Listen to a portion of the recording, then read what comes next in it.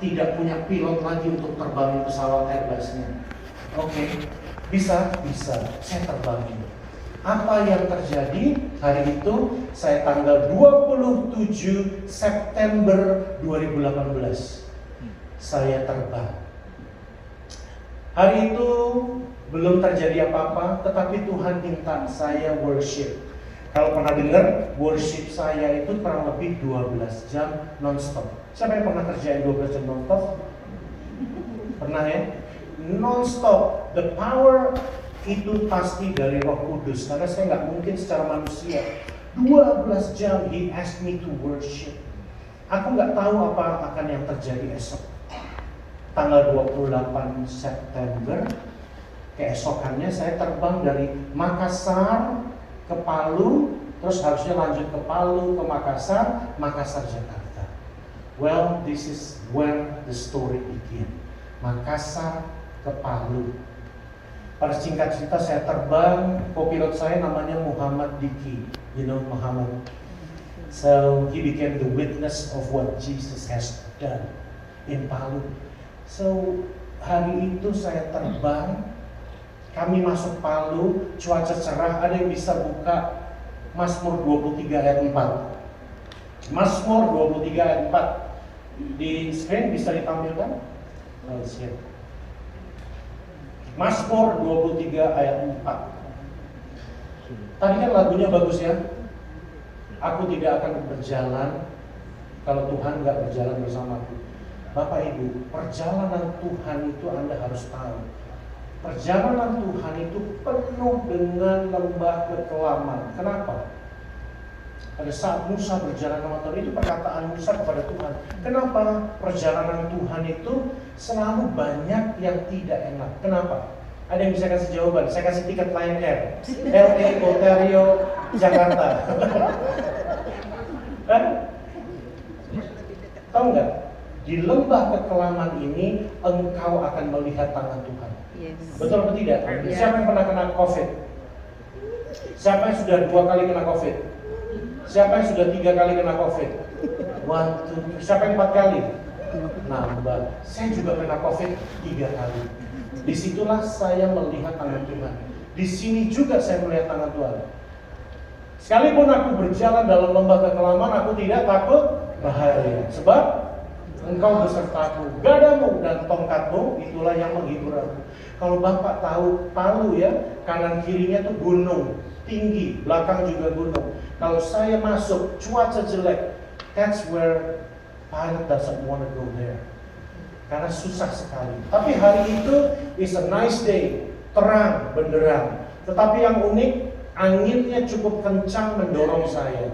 Saya ceritanya mau mendarat ke sana, anginnya mendorong dari belakang.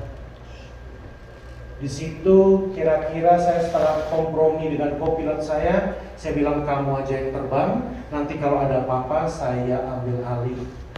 Ya, so you continue the approach, kita coba, jangan dipaksa. Di 2.500 kaki, we decide to say, okay, continue. Tetapi God said differently. God said, the voice of God came and said, turn around, turn and go from behind. Jadi belok dan berputar. Suruh lewat belakang. Waduh, saya kaget. Suddenly pesawatnya saya berhentikan. Kemudian saya bilang sama co-pilot saya, belok. Belok kemana Cap? Ke kanan, belok. Everybody was panic. Saya belokin, udah. Jadi ceritanya landasannya di sini. Saya beloknya ke sana. Kemudian saya lurusin sama landasan. Di situ saya bilang sama co-pilot saya, kenapa Cap gak jadi? Tadi ada suara supernatural, suara Tuhan yang bicara, belok dan berputar. Oh iya? Iya, oke. Anyway, I have control. Saya ambil alih, kenapa harus muter lewat belakang itu, gunungnya dekat, jadi captain yang harus ambil. Akhirnya kami landing normal, angin keras banget, 24 knots from the tail, tetapi from head, itu akhirnya juga lebih besar, bahkan sampai 27. Kami mendarat, kami parkir, kami buka pintu, terus relax. Lihat cuacanya bagus, cuma anginnya kencang. Saya bilang sama co-pilot saya Muhammad, bro, kan baru pertama kali ke Palu ya, ke Palu, ya. Mau foto-foto di bawah apa tidak? Boleh Cap, ini penumpang sambil keluar nih. Kemudian saya bilang, oke, kamu bilang sama kru, biasanya tradisinya orang yang baru pertama kali ke Palu itu akan foto-foto sama-sama. Oke, sambil prepare foto, saya nulis-nulis. Selesai nulis, saya tutup pintu, saya tutup buku, saya mau ke toilet. Apa yang terjadi? Suara Tuhan bilang begini, cepat pergi, cepat berangkat dari tempat ini. Wow, saya kaget sih. Beneran gak ya? Bener deh. You will astonish. Kalau Anda di posisi yang sama-sama kayak saya, itu cuma pikiran gue, itu cuma perasaan gue. No. Dan aku ke toilet, aku cuci muka. So, keputusan akhirnya saya ambil. Thank God saya buat keputusan yang sangat tepat. Sudah ngasih izin orang buat foto, terus saya harus batalkan. Kan itu gak enak ya. You know what happened? Saya bilang, bro, saya minta maaf, I'm sorry. Fotonya cancel dulu. Kenapa, Cap? Saya nggak mau berangkat cepet. Saya mau berangkat cepet, saya nggak mau delay. Saya nggak mau berlama-lama di sini. Pokoknya gini, kamu siapin pesawat, kamu yang terbang. Dia ngeliatin saya gitu ya. Ada suara Tuhan. Let's go. Tetapi the good news is Muhammad waktu terbang sama saya pernah share the gospel. Saya ceritakan tentang Yesus, saya ceritakan tentang penebusan. Dia itu uniknya pada saat hari kedua terbang sama saya yang Palu ini, dia bilang sama saya, Captain, nanti jangan lupa ajarin hubungan vertikal antara manusia dengan Tuhan. Wow, saya kaget. Tapi hari itu, kenapa dia tidak punya objection? Karena dia pernah saya tabur firman, betul? Jadi secara tidak langsung Muhammad memang dipilih Tuhan untuk mendampingi saya to be the great witness. Ya. Kemudian, oke deh, kamu siapin. So I organize everyone. Saya organize semua orang untuk mempercepat. Singkat cerita, semua passengers on board, tutup pintu. Jadwalnya 17.55 waktu setempat. Jam 17.55 berdasarkan data BMKG, gempa sudah mulai di Donggala. Jadi jadwal Batik Air sama gempanya exactly the same. Dari utara, anggap aja utara di sana, saya posisi di sini. Dari sana 17.55 dia mulai merambat ke Palu. So aku nggak punya banyak waktu, tetapi aku nggak tahu. So aku mundur, start engine, make announcement, continue taxi. Ini sebetulnya presentation ini 4 jam, tetapi is not able to do it now. Kenapa? You have to know the revelation that God has given me. It's amazing. Pokoknya gini aja, lu percaya deh Tuhan itu benar hidup. Dia bukan Tuhan-Tuhanan, oke? Iya, pokoknya percaya sama kapten, ya. Karena panjang ceritanya, presentasinya ada juga. So kami masuk landasan pacu, balik arah ke arah sana. Saya bilang you have control, full power, go, jalan. Pada saat jalan, saya tanya sama penumpang saya setelah kejadian ini. Saya melayani Palu 10 bulan, kemudian saya tanya apa yang terjadi di pesawat. Kemudian dia bilang begini, Cap, waktu jalan itu pesawat mengekor begini, rasanya kok begini-begini. Oh iya, saya di depan nggak kerasa, betul? Kalau saya di belakang itu namanya becak, ya nggak? Pilotnya di depan, kalau pilotnya di belakang becak, ya nggak? Saya nggak kerasa. Oh, thank you, Pastor. So you can move. Ya, I can jump and move now. Terus saya tanya orang-orang yang ada di airport, kamu lihat saya di mana? Captain lagi jalan dari sini, di tengah-tengah tiba-tiba Palu tremor. Oh really? Terus kami jongkok di parkiran pesawat di apron. Kami lihat Captain mulai lepas landas. Kami terlempar kurang lebih 1,5 sampai 2 meter. Gila. Kemudian dia terbanting, dia lihat airportnya begini. Wow, ambruk semua. Kemudian ini garbaratanya terbang 2 meteran. Towernya runtuh. Kalau pernah cerita ada di YouTube ya, nanti buka aja. nama saya atau gempa Palu. So di situ detik terakhir kalau saya diwawancara, aku ada diwawancara di CNN, BBC, Canadian News, semua news, Reuters, Sky News. I supposed to speak with Larry King live 2020, tetapi karena pandemi it's cancelled. Jadi harusnya saya ada di sini. So akhirnya saya detik terakhir ditanya, apa yang kamu rasain? Detik terakhir seingat saya terasa ada impact ke pesawat saya. Ya. Tapi saya nggak tahu setelah itu karena saya udah terbang. So hari itu saya panggil pengatur udara. Kok nggak panggil ya? Mutiara Tower, Batik 6231. Silent gitu, nggak ada suaranya. Saya panggil lagi, Mutiara Tower, Batik 6231. Sepi, nggak ada jawaban. So I look at the watch, it was 18:03:04:05. Saya pikir itu orang lagi sholat maghrib. Saya bilang sama co-pilot saya mungkin lagi sholat. So saya tawarin co-pilot saya kamera, bro, pemandangannya bagus. Tadi kan nggak jadi foto, saya ganti dengan ini, mau nggak? Mau Cap? So I took a video. He was flying, so I took a video about 11 seconds, and that's it. So I gave it to him. Said, have a look. Do you like it? Oh keren, pemandangannya bagus Cap. Tanpa disengaja di kamera saya itu capture gelombang tsunami-nya. Kami belum sadar. Sampai akhirnya singkat cerita lagi karena waktu terburu-buru, saya mendarat di Palu. Sebelum mendarat di Palu, kami kan arahnya ke sana ya. Palunya di bawah sini bentuknya kayak U begitu. Kami terbang 5.000 kaki, saya belok sendiri sambil panggil tower, gak ada yang jawab. Saya lihat itu apa ya di laut, kayak piringan warna putih lama-lama makin besar. Banyak banget. Aku gak punya kepikiran apa-apa. So kami continue ke Makassar. Setelah kami landing, kami parkir. Tiba-tiba orang ground staff masuk ke dalam pesawat saya.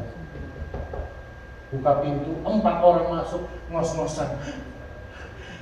Alhamdulillah, Captain selamat. Iya, kenapa? Loh, Captain nggak tahu. Enggak, ada apa? Oh my God, Palu hancur Cap. Airportnya hancur, ada gempa dahsyat, ada tsunami, ada liquefaction, ya, likuifaksi, tanah yang moving. Wow, saya bilang jam berapa? Saya lihat jam 18:02, detiknya 44. Saya bilang sama co-pilot saya, look di time-nya jam berapa kita take off? 18:02, detiknya belum ada Cap, gak ada detiknya. Wah kan ini tanda tanya kan. Wah baru saya ingat ada suara Tuhan 2 kali. Pantas, saya menggigil cerita sama co-pilot saya. Pantas tadi kok kerasa kena impact gitu ya pas lepas landasnya. Dan starting from that point, aku menganalisa Palu, aku melayani Palu selama 10 bulan, aku mencari data-datanya. Let's open Revelation 11:13. Wahyu 11 ayat 13. Wahyu 11 ayat 13 ini yang terjadi di Palu. Presentasinya ada ya Bapak ya? Foto sama video ada? Videonya nggak ada? Pak itu videonya nggak dikirim ya? Ada kok katanya. It will take time presentasinya. Masih bisa bertahan atau tidak? Masih ya. Oke, pada saat itu terjadilah gempa bumi yang dahsyat dan 1/10 bagian dari kota itu rubuh dan 7.000 orang mati oleh gempa bumi itu, dan orang-orang lain sangat ketakutan lalu memuliakan Elohim atau Allah yang ada di surga. This is exactly what happened in Palu. Kalau ditanya, if you see Google, yang mati berapa? Orang 2.350 itu yang ketemu. Sisanya yang nggak ketemu dipendam di dalam likuifaksi dan tsunami. That's it. Kalau ditanya people berdasarkan data, ada yang bilang 7.200, 7.400, we don't know, tapi it's around 7,000. Kalau dibilang 1/10, 1/10 of the city itu roboh, itu benar. berdasarkan statistik banjir dapat kurang lebih sedikit. Dan ini sangat mengerikan. Ada 5 faktor yang membuat kenapa Palu diizinkan di proses Tuhan. Yang pertama, jadi gini, tanggal 28 September adalah hari ulang tahun Palu. Anniversary-nya Palu sama dengan anniversary-nya Koinonia. Jadi anniversary-nya Palu setiap tanggal 28. Ada satu hal yang unik terjadi di sana. Ada namanya tradisi nomoni. Pernah tahu nomoni? Tradisi penyembahan berhala, pemanggilan roh-roh nenek moyang, dewa-dewa laut untuk kesuburan, untuk kekayaan, untuk kesuksesan warga Palu yang sudah ditinggalkan. Wali kotanya dia bilang, hidupkan lagi. Jadi ceritanya berdasarkan survei dan interview, saya tanya, camp itu sudah dimulai dari 2016 di tanggal yang sama. Waktu itu masih ada korban yang kecil, orang dimakan buaya. Iya, jangan kaget Bu, di gereja banyak korban buaya. Kayak laki-laki di sini jangan jadi buaya, oke? Di sini nggak ada ya? Saya yakin nggak ada yang ngaku. Ya. Itu 2016 di tanggal 28. 2017 di tanggal yang sama, 28 September. Tiba-tiba puting beliung menghantam Palu. Tapi tidak terjadi korban jiwa yang begitu. Sebenarnya Tuhan sudah baik peringatkan. Kenapa? Di nomoni itu ada istilahnya sesajen. Darah yang dicurahkan, ditaruh sepanjang pantai sampai jembatan. 2018 habis. Di tanggal yang sama. Saya sampai bilang sama pemerintah dan gereja, ini peringatan dari Tuhan, tolong dihentikan. Puji Tuhan 2019 sampai sekarang udah gak ada, mereka gak berani. Jadi praise God, dia acknowledge. Itu faktor pertama. Faktor kedua, banyaknya orang Kristen, they don't love Jesus anymore. Dia tinggalkan Yesus. No, because Yesus sudah gak bisa jawab masalah hidup saya. Yesus gak pernah jawab doa saya. Semua agama sama.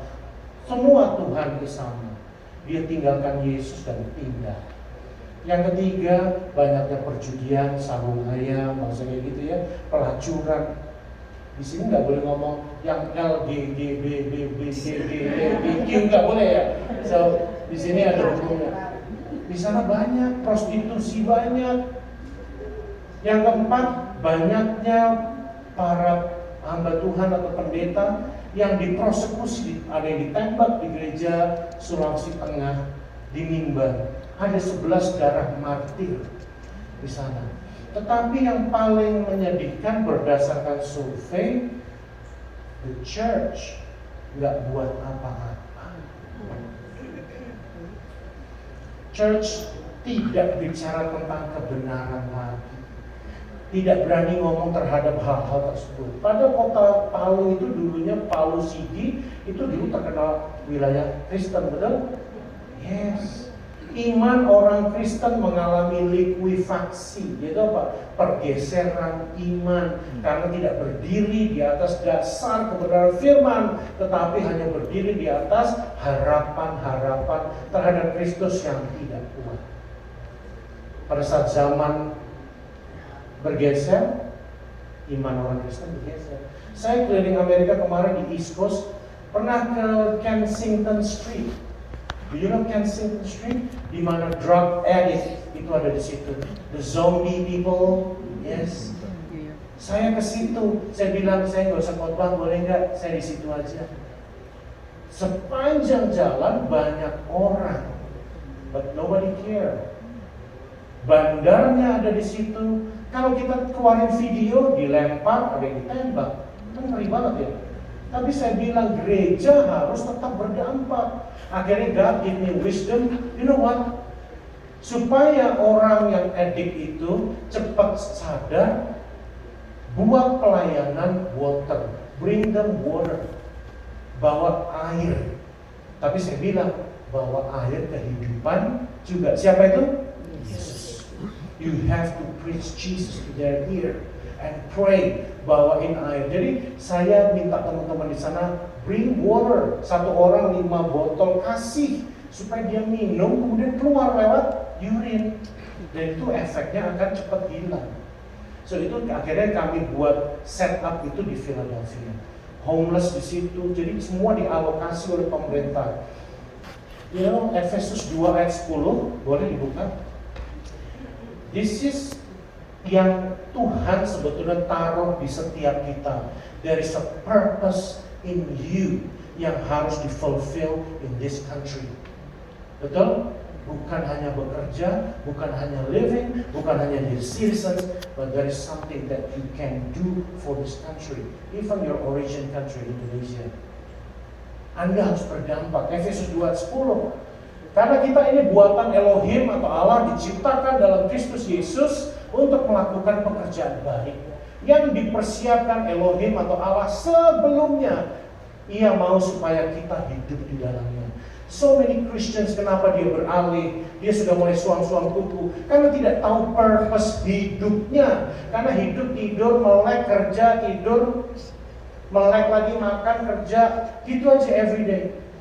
Actually setiap kita dipercayakan purpose yang sudah ada sebelumnya. Amin. Amin. Kita lagi ngomong tentang congregation. Engkau adalah gereja-gerejanya Kristus, gereja-gereja yang Tuhan itu sebetulnya percayakan segala kuasa. Amin. Amen. Jangan bengong, saya tahu apa tidak. Kalau if you like it, you say amen, okay? If you don't like it, raise your hand so I know that I can say go out. Okay, ya, supaya Anda tahu. Jadi ada 5 purpose kenapa yang paling utama saya pelajari gereja temboknya besar-besar. Jesus never teach the wall of church, betul? Tetapi Jesus teach you to dominate the world under the kingdom of God authority. Amin? Amin. Amin. Kita buka Bilangan 26 ayat 8.